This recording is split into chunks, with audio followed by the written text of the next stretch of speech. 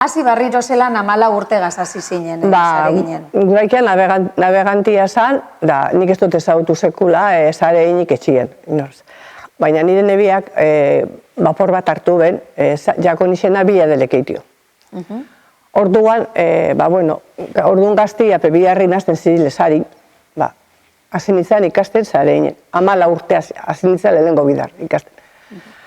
Da juten ginen igual, orduan zabaldu ikeben, igual metruk eta metru zabaltze bezen, da zuluak topate bezen, klaro. Azikera, gauza txikinak eiken ikasten.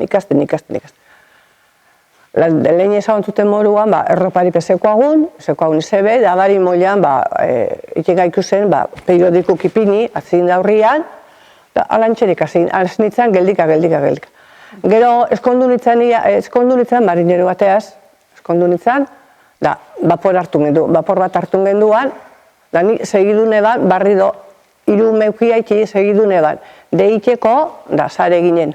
Osake, kontinuamente, eukine ban paro bat, parato nintzen apurtxu baten, umik pizkata azteko.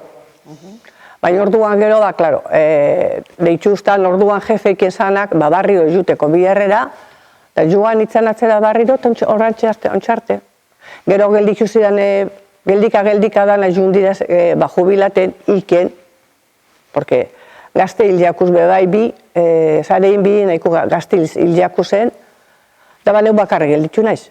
Da nik iken do, oianari lagunduten dotzat, da pizkate dirigiru, behori oiana dirigiru, baina behorrek iken daudana. Nik dirigiru, ni behitu bakarrik iken dotzat, behori da honin hartaziziak india, ni behitu bakarrik iken dotzat, hori zendan nire bizizia.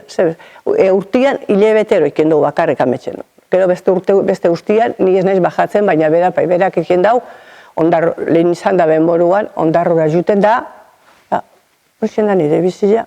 Bisabuela indianago, osako hori bezanen gotu.